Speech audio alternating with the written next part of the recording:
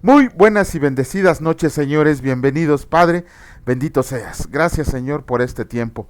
Gracias, Señor, por esta lluvia que mandas en esta región, Señor, porque todo es de bendición. Todo lo que tú haces es para bien de cada uno de nosotros que hemos decidido creer en ti. Te agradecemos, Señor, por la bendición recibida en este y todos los días, Señor, que aunque no la vemos, siempre está con nosotros. Gracias por este tiempo y sobre todo, Señor, que el día de hoy la lectura de tu palabra sea de bendición y edificación para cada uno de nosotros. Bendito seas por siempre y para siempre. Amén. Muy buenas tardes, señores, bienvenidos. Hablaba de la lluvia porque aquí en el Estado de México, donde Dios nos dio nuestra casa, está lloviendo, no muy fuerte, pero gracias a Dios está lloviendo, más nosotros que nos dedicamos a las flores, para nosotros es una bendición y debe de serlo para todo el mundo. Después de tantos y tantos días de calor, una lluvia de estas se agradece como nunca antes al Señor. Vamos a comenzar con la lectura. En esta ocasión comenzamos con la reflexión que hace nuestro hermano Raimundo acerca del versículo del día de hoy, que fue del Evangelio de Marcos, capítulo 2, versículo 27, y que escrito está. También les dijo: el día de reposo fue hecho por causa del hombre, y no el hombre por causa del día de reposo. En esta explicación de Jesús hacia todos, nos clarifica la primera esperanza de consuelo para nuestra vida, que es como la del Todopoderoso, que establece el único orden universal y que con el ejemplo de Él, nosotros también estemos sujetos a esta actitud que está integrada en nuestra naturaleza por Él. De que el que trabaja debe descansar, porque de Él venimos y a Él regresaremos. Por eso escrito está, así: mas gócense y regocíjense para siempre en las cosas que yo he creado, a Jerusalén para regocijo y a su pueblo para alegría. Así nos acercamos a la perfección, renovando nuestras fuerzas para volar, correr sin desmayar, porque Jesús, nuestro Maestro, Señor y Salvador, está con nosotros por siempre. Aleluya. Bueno, es la reflexión que hace nuestro hermano Raimundo acerca del versículo del día de hoy. Y vamos a comenzar con la lectura porque ya saben, su servidor siempre anda haciendo otras cosas y se atrasa un poco. Vamos a ponernos al parejo el día de hoy con la lectura del día de ayer, que nos correspondía de los capítulos del día de ayer y del día de hoy. Así que comenzamos con el capítulo 30 del segundo libro de Crónicas, y escrito está: Ezequías celebra la Pascua. Envió después Ezequías por todo Israel y Judá, y escribió cartas a Efraín y a Manasés para que vinieran a Jerusalén, a la casa del Señor, para celebrar la Pascua al Señor Dios de Israel. Y el rey había tomado consejo con sus príncipes y con toda la congregación en Jerusalén, para celebrar la Pascua en el mes segundo, porque entonces no la podían celebrar, por cuanto no había suficientes sacerdotes santificados, ni el pueblo se había reunido en Jerusalén. Esto agradó al rey y a toda la multitud, y determinaron hacer pasar pregón por todo Israel, desde Beerseba hasta Dan, para que vinieran a celebrar la Pascua al Señor Dios de Israel en Jerusalén, porque en mucho tiempo no la habían celebrado al modo que está escrito. Fueron pues correos con cartas de mano del rey y de sus príncipes por todo Israel y Judá, como el rey lo había mandado, y decían: hijos de Israel, vuélvanse al Señor, el Dios de Abraham, de Isaac y de Israel, y Él se volverá al remanente que ha quedado de la mano de los reyes de Asiria. No sean como sus padres y como sus hermanos, que se rebelaron contra el Señor, el Dios de sus padres, y Él los entregó a desolación, como ustedes ven. No endurezcan pues ahora su cerviz como sus padres. Sométanse al Señor y vengan a su santuario, el cual has santificado para siempre. Y sirvan al Señor su Dios, y el ardor de su ira se apartará de ustedes, porque si se vuelven al Señor, sus hermanos y sus hijos hallarán misericordia delante de los que tienen cautivos, y volverán a esta tierra, porque el Señor su Dios es clemente y misericordioso, y no se apartará de ustedes su rostro, si ustedes se vuelven a Él. Pasaron pues los correos de ciudad en ciudad por la tierra de Efraín y Manasés, hasta Zabulón, mas se reían y burlaban de ellos. Con todo eso, algunos hombres de Aser, de Manasés y de Zabulón se humillaron y vinieron a Jerusalén. En Judá también estuvo la mano de Dios para darles un solo corazón, para cumplir el mensaje del rey y de los príncipes, conforme a la palabra del Señor. Y se reunió en Jerusalén mucha gente para celebrar la fiesta solemne de los panes sin levadura en el mes segundo, una vasta reunión. Y levantándose quitaron los altares que había en Jerusalén. Quitaron también todos los altares de incienso y los echaron al torrente de Cedrón. Entonces sacrificaron la Pascua a los 14 días del mes segundo, y los sacerdotes y los levitas, llenos de vergüenza, se santificaron y trajeron los holocaustos a la casa del Señor. Y tomaron su lugar en los turnos de costumbre, conforme a la ley de Moisés, varón de Dios, y los sacerdotes esparcían la sangre que recibían de mano de los levitas, porque había muchos en la congregación que no estaban santificados, y por eso los levitas sacrificaban la Pascua por todos los que no se habían purificado, para santificarlos al Señor, porque una gran multitud del pueblo de Efraín y Manasés y de Isaacar y Zabulón no se habían purificado, y comieron la Pascua no conforme a lo que está escrito. Mas Ezequías oró por ellos diciendo: Señor, que es bueno, sea propicio a todo aquel que ha preparado su corazón para buscar a Dios, al Señor el Dios de sus padres, aunque no esté purificado, según los ritos de purificación del santuario.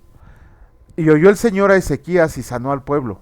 Así los hijos de Israel que estaban en Jerusalén celebraron la fiesta solemne de los panes sin levadura por 7 días con grande gozo, y glorificaban al Señor todos los días los levitas y los sacerdotes, cantando con instrumentos resonantes al Señor.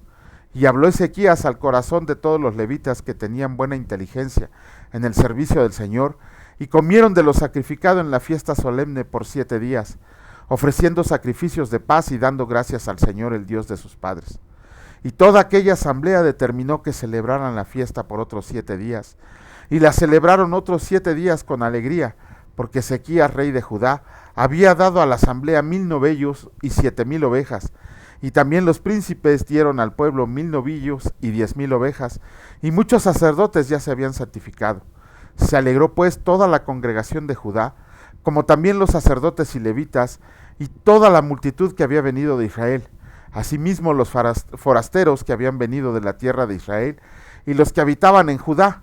Hubo entonces gran regocijo en Jerusalén, porque desde los días de Salomón, hijo de David, rey de Israel, no había habido cosa semejante en Jerusalén.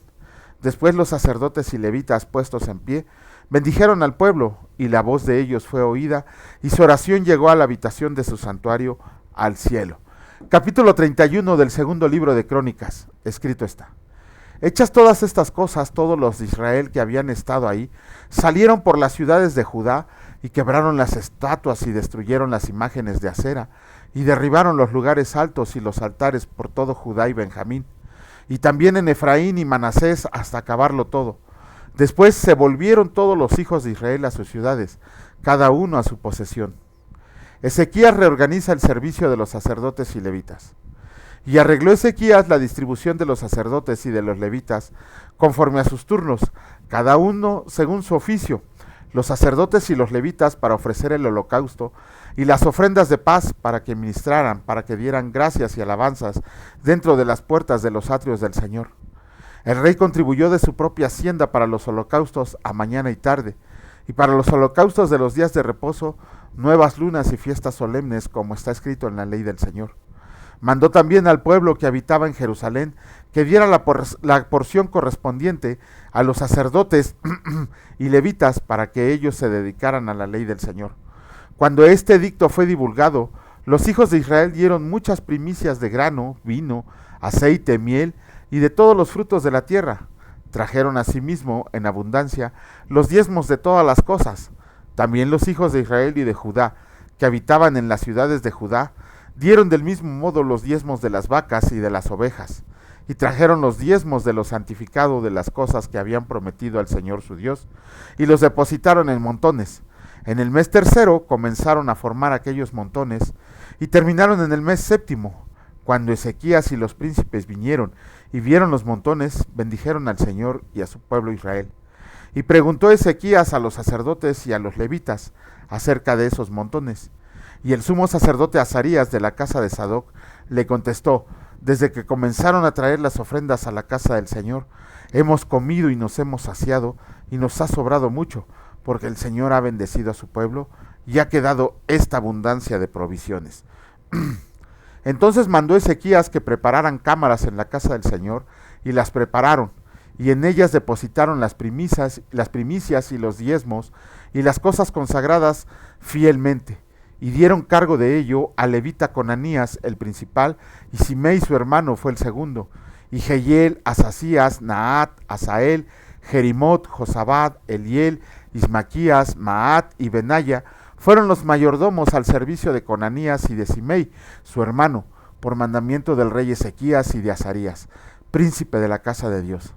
Y el levita Coré, hijo de Imna, guarda de la puerta oriental, tenía a cargo de las ofrendas voluntarias para Dios y de la distribución de las ofrendas dedicadas al Señor y de las cosas santísimas, y a su servicio estaban Edén, Miniamín, Jesúa, Semaías, Amarías y Secanías, en las ciudades de los sacerdotes para dar con fidelidad a sus hermanos, sus porciones conforme a sus grupos, así el mayor como al menor, a los varones anotados por sus linajes de 3 años arriba, a todos los que entraban en la casa del Señor para desempeñar su ministerio, según sus oficios y grupos, también a los que eran contados entre los sacerdotes, según sus casas paternas, y a los levitas de 20 años para arriba, conforme a sus oficios y grupos, eran inscritos con todos sus niños, sus mujeres, sus hijos e hijas, toda la multitud, porque con fidelidad se consagraban a las cosas santas. Del mismo modo para los hijos de Aarón, sacerdotes que estaban en los ejidos de sus ciudades, por todas las ciudades, los varones nombrados tenían cargo de dar sus porciones a todos los varones de entre los sacerdotes y a todo el linaje de los levitas. De esta manera hizo Ezequías en todo Judá y ejecutó lo bueno, recto y verdadero delante del Señor su Dios, en todo cuanto emprendió en el servicio de la casa de Dios, de acuerdo con la ley y los mandamientos, buscó a su Dios, lo hizo de todo corazón y fue prosperado. Capítulo 32 del segundo libro de Crónicas, escrito está: Sennacherib invade Judá. Después de estas cosas y de esta fidelidad, vino Sennacherib, rey de los asirios, e invadió a Judá y acampó contra las ciudades fortificadas con la intención de conquistarlas. Viendo pues Ezequías la venida de Sennacherib y su intención de combatir a Jerusalén, tuvo consejo con sus príncipes y con sus hombres valientes para cegar las fuentes de agua que estaban fuera de la ciudad, y ellos le apoyaron. Entonces se reunió mucho pueblo y cegaron todas las fuentes y el arroyo que corría a través del territorio, diciendo: ¿por qué han de hallar los reyes de Asiria muchas aguas cuando vengan? Después, con ánimo resuelto, edificó Ezequías todos los muros caídos, e hizo alzar las torres y otro muro por fuera. Fortificó además a Miló en la ciudad de David, y también hizo muchas espadas y escudos, y puso capitanes de guerra sobre el pueblo, y los hizo reunir en la plaza de la puerta de la ciudad. Y habló al corazón de ellos, diciendo: esfuércense y anímense, no teman, no tengan miedo del rey de Asiria, ni de toda la multitud que con él viene, porque más hay con nosotros que con él. Con él está el brazo de carne, mas con nosotros está el Señor nuestro Dios, para ayudarnos y pelear nuestras batallas. Y el pueblo tuvo confianza en las palabras de Ezequías, rey de Judá.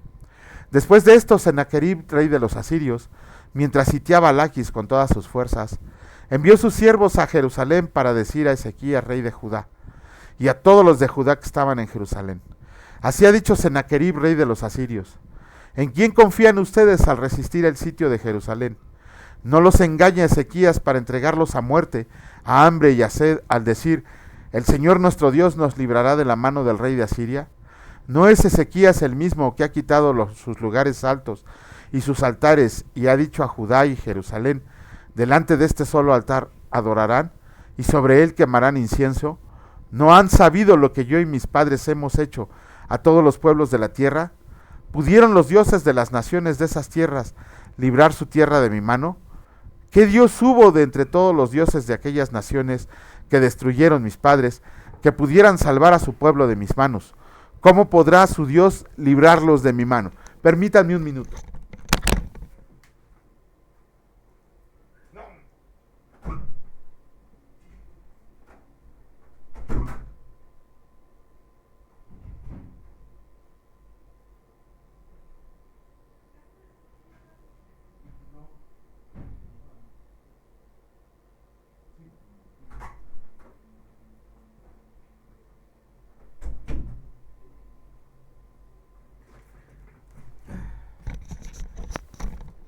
Discúlpenme ustedes, estaba yo ahí con un problema en la puerta, pero ya, gracias a Dios. Continuamos con la lectura.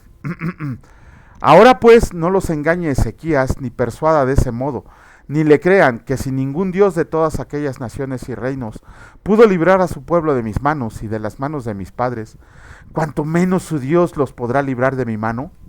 Y otras cosas más hablaron sus siervos contra el Señor Dios y contra su siervo Ezequías. Además de esto escribió cartas en que blasfemaba contra el Señor, el Dios de Israel, y hablaba contra él diciendo: ¿cómo los dioses de las naciones de los países no pudieron librar a su pueblo de mis manos? Tampoco el Dios de Ezequías librará al suyo de mis manos. Y clamaron a gran voz en Judá y al pueblo de Jerusalén, y se estaba sobre los muros para espantarlos y atemorizarlos, a fin de poder tomar la ciudad, y hablaron contra el Dios de Jerusalén, como contra los dioses de los pueblos de la tierra, que son obra de manos de hombres. El Señor libra a Ezequías. Mas el rey Ezequías y el profeta Isaías, hijo de Amós, oraron por esto, y clamaron al cielo, y el Señor envió un ángel, el cual destruyó a todo valiente y esforzado, y a los jefes y capitanes en el campamento del rey de Asiria. Este se volvió, por tanto, avergonzado a su tierra, y entrando en el templo de su Dios, ahí lo mataron a espada sus propios hijos. Así salvó el Señor a Ezequías y a los moradores de Jerusalén de las manos de Sennacherib, rey de Asiria, y de las manos de todos, y les dio reposo por todos lados.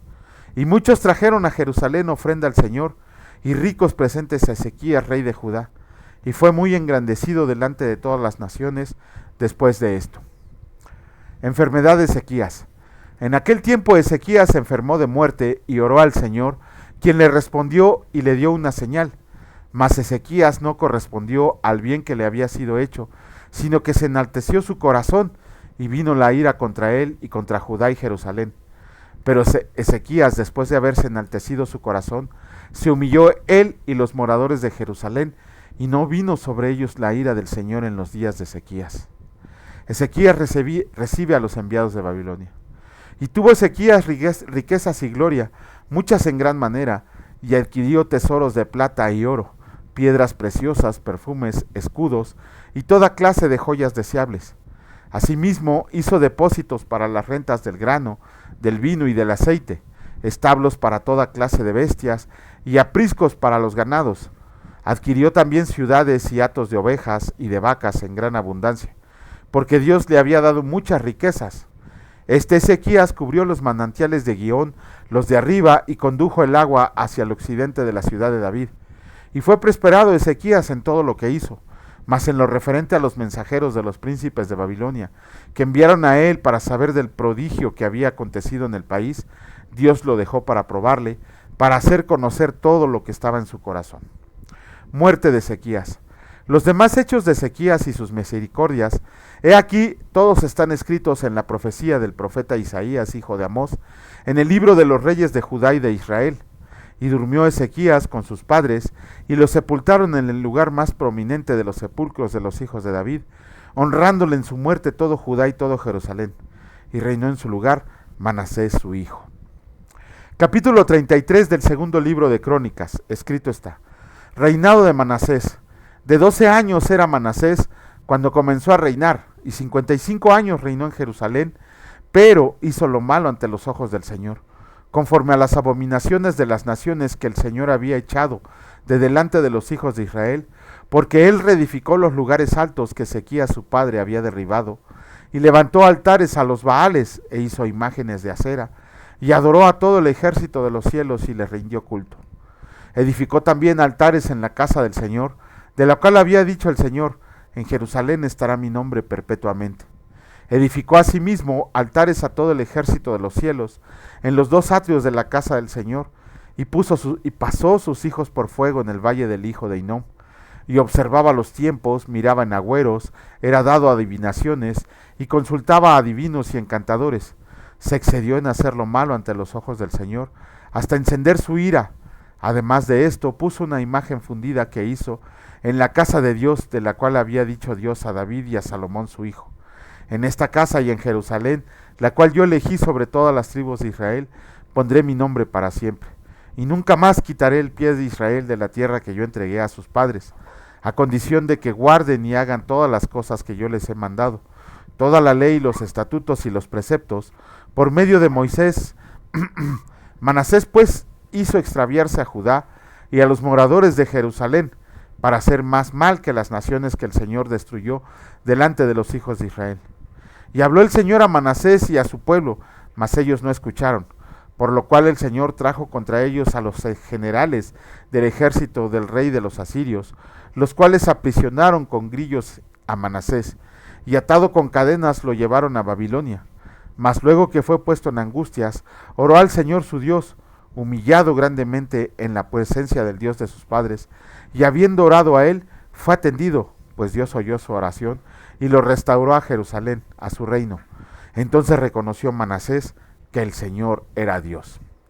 Después de esto, edificó el muro exterior de la ciudad de David, al occidente de Gihón, en el valle de la entrada de la puerta del pescado, y amuralló Ofel, y elevó el muro muy alto, y puso capitanes del ejército en todas las ciudades fortificadas de Judá. Asimismo quitó los dioses ajenos, y el ídolo de la casa del Señor, y todos los altares que había edificado en el monte de la casa del Señor y en Jerusalén, y los echó fuera de la ciudad. Reparó luego el altar del Señor, y sacrificó sobre él sacrificios de ofrendas de paz y de alabanza. Y mandó a Judá que sirvieran al Señor Dios de Israel, pero el pueblo aún sacrificaba en los lugares altos, aunque lo hacía para el Señor su Dios. Los demás hechos de Manasés y su oración a Dios, y las palabras de los videntes que le hablaron en nombre del Señor, el Dios de Israel, he aquí todo está escrito en las actas de los reyes de Israel. Su oración también, y cómo fue oído, y todos sus pecados y su prevaricación, los sitios donde edificó lugares altos, y erigió imágenes de acera e ídolos, antes que se humillara. He aquí, estas cosas están escritas en las palabras de los videntes. Y durmió Manasés con sus padres, y los sepultaron en su casa, y reinó en su lugar Amón su hijo. Reinado de Amón. De 22 años era Amón cuando comenzó a reinar, y 2 años reinó en Jerusalén, e hizo lo malo ante los ojos del Señor, como había hecho Manasés su padre, porque ofreció sacrificios y sirvió a todos los ídolos que su padre Manasés había hecho, pero nunca se humilló delante del Señor, como se humilló Manasés su padre. Antes bien aumentó el pecado, y conspiraron contra él sus siervos y lo mataron en su casa. Mas el pueblo de la tierra mató a todos los que habían conspirado contra el rey Amón, y el pueblo de la tierra puso por rey en su lugar a Josías su hijo.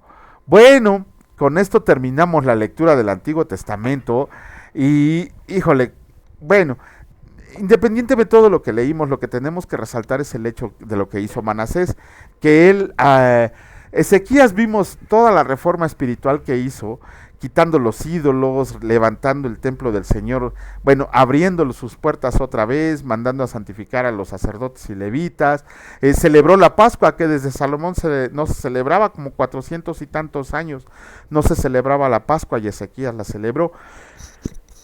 En general fue un muy buen rey Ezequías. De hecho, la historia judía dice que fue después de David el mejor rey que pudo haber tenido Judá en todo su territorio. Pero volvamos a Manasés. Manasés, no sé dónde estaba cuando su papá hizo todas las reformas religiosas, que Manasés, en cuanto tomó el reino, volvió a hacer toda clase de porquerías, levantando ídolos, metiendo un ídolo obsceno delante del templo del Señor, permitiendo la adoración a imágenes, a ídolos, a Baales, pasar a sus hijos por fuego ¿cómo se llama? De este Baal. O sea, hizo unas barbaridades tremendas, y el Señor lo disciplinó, le mandó al ejército de Asiria para que trataran con él y él se volviera al buen camino.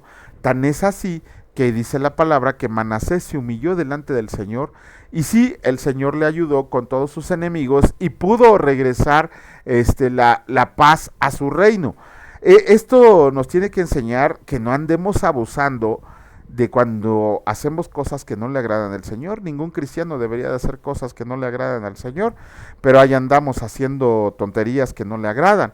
Entonces, generalmente un cristiano, cuando cae presa de ese pecado, cuando cae en alguna tentación, se tiene que dar cuenta que la regó, que cometió pecado. Entonces, ¿qué es lo que tiene que hacer? Inmediatamente tiene que humillarse ante el Señor, reconocer que no es más que un perverso pecador, y pero que de su corazón salga sinceramente ese arrepentimiento que tiene. No que no sea nada más arrepentimiento que no sea remordimiento de decir, chin, la regué y dentro de 2 o 3 días volvemos a regarla. No, que sea un arrepentimiento sincero, así como el de Manasés, reconociendo la grandeza y el amor de Dios, y con eso Dios nos va a perdonar como perdonó a Manasés. De hecho, el Señor dice la palabra que es lento para la ira y grande en misericordia, nada más que abusados. No vayamos a estar jugando a los dados con el Señor y en una de esas vayamos a perder, en el sentido de que, ¿cómo se llama? De que ya nos gustó vivir en el mundo, andar en pecado, y entonces el Señor vaya a decir, nunca fue cristiano, más bien dicho, nunca ha sido cristiano, a pesar de las oportunidades que le di en todo momento. Hay que tener cuidado cuando pecamos. Es el secreto de la carne, el secreto de vencer la carne y del pecado, es saber si lo hicimos una vez, hacer hasta lo imposible, encomendarnos a Dios, no volver a cometer pecado. Pero bueno, vamos a comenzar con la lectura del capítulo 18 del Evangelio de Juan, y escrito está: arresto de Jesús. Habiendo dicho Jesús estas cosas, salió con sus discípulos al otro lado del torrente de Cedrón, donde había un huerto, en el cual entró con sus discípulos, y también Judas, el que le entregaba. Conocía aquel lugar, porque muchas veces Jesús se había reunido ahí con sus discípulos. Judas, pues, tomando una compañía de soldados y alguaciles, de los principales sacerdotes y de los fariseos, fue ahí con linternas y antorchas y con armas. Pero Jesús, sabiendo todas las cosas que le habían de sobrevenir, se adelantó y les dijo: ¿a quién buscan? Le respondieron: a Jesús Nazareno. Jesús les dijo: yo soy. Y estaba también con ellos Judas, el que les entregaba. Cuando les dijo: yo soy, retrocedieron y cayeron a tierra. Y volvió pues a preguntarles: ¿a quién buscan?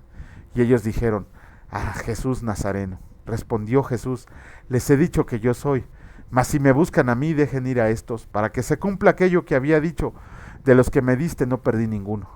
Entonces Simón Pedro, que tenía una espada, la desenvainó e hirió al siervo del sumo sacerdote, y le cortó la oreja derecha, y el siervo se llamaba Malco. Jesús entonces dijo a Pedro: mete tu espada en la vaina, la copa que el Padre me ha dado, ¿no la he de beber? Jesús ante el sumo sacerdote. Entonces la compañía de soldados, el tribuno y los alguaciles de los judíos, prendieron a Jesús y le ataron y le llevaron primeramente a Anás, porque era suegro de Caifás, que era sumo sacerdote aquel año. Era Caifás el que había dado consejo a los judíos de que convenía que un solo hombre muriera por el pueblo. Pedro en el patio de Anás. Y seguían a Jesús Simón Pedro y otro discípulo, y este discípulo era conocido del sumo sacerdote, y entró con Jesús al patio del sumo sacerdote, mas Pedro estaba afuera, a la puerta. Salió pues el discípulo que era conocido del sumo sacerdote, y habló a la portera, e hizo entrar a Pedro. Entonces la criada portera dijo a Pedro: ¿no eres tú también de los discípulos de este hombre? Dijo él: no lo soy. Y estaban en pie los siervos y los alguaciles que habían encendido un fuego, porque hacía frío y se calentaban, y también con ellos estaba Pedro en pie calentándose. Anás interroga a Jesús. El sumo sacerdote preguntó a Jesús acerca de sus discípulos y de su doctrina. Jesús le respondió: yo públicamente he hablado al mundo, siempre he enseñado en la sinagoga y en el templo, donde se reúnen todos los judíos, y nada he hablado en oculto. ¿Por qué me preguntan a mí? Preguntan a los que han oído que les haya yo hablado. He aquí, ellos saben lo que yo he dicho. Cuando Jesús hubo dicho esto, uno de los alguaciles que estaba ahí le dio una azotada diciendo: ¿así respondes al sumo sacerdote? Jesús le respondió: si he hablado mal, testifica en qué está el mal, y si bien, ¿por qué me golpeas? Anás entonces le envió atado a Caifás, el sumo sacerdote. Pedro niega a Jesús. Estaba pues Pedro en pie calentándose, y le dijeron: ¿no eres tú de los discípulos? Él negó y dijo: no lo soy. Uno de los siervos del sumo sacerdote, pariente de aquel a quien Pedro había cortado la oreja, le dijo: ¿no te vi yo en el huerto con él? Negó Pedro otra vez, y enseguida cantó el gallo. Jesús ante Pilato. Llevaron a Jesús de casa de Caifás al pretorio. Era de mañana, y ellos no entraron en el pretorio para no contaminarse, y así poder comer la Pascua. Entonces salió Pilato a ellos y les dijo: ¿qué acusación tienen contra este hombre? Respondieron y le dijeron: si este no fuera malhechor, no te lo habríamos entregado. Entonces les dijo Pilato: tómenle ustedes y júzguenle según su ley. Y los judíos le dijeron: a nosotros no nos está permitido dar muerte a nadie, para que se cumpla la palabra que Jesús había dicho, dando a entender de qué muerte iba a morir. Entonces Pilato volvió a entrar en el pretorio y llamó a Jesús y le dijo: ¿eres tú el rey de los judíos? Jesús le respondió: ¿dices tú esto por ti mismo o te lo han dicho otros de mí? Pilato le respondió: ¿soy yo acaso judío? Tu nación y los principales sacerdotes te han entregado a mí. ¿Qué has hecho? Respondió Jesús: mi reino no es de este mundo. Si mi reino fuera de este mundo, mis servidores pelearían para que yo no fuera entregado a los judíos, pero mi reino no es de aquí. Le dijo entonces Pilato: ¿luego eres tú rey? Respondiendo Jesús, dijo: tú dices que yo soy rey. Yo para esto he nacido y para esto he venido al mundo, para dar testimonio a la verdad. Todo aquel que es de la verdad oye mi voz. Le dijo Pilato: ¿qué es la verdad? Y cuando hubo dicho esto, salió otra vez a los judíos y les dijo: yo no hallo en él ningún delito, pero ustedes tienen la costumbre de que le suelte uno en la Pascua.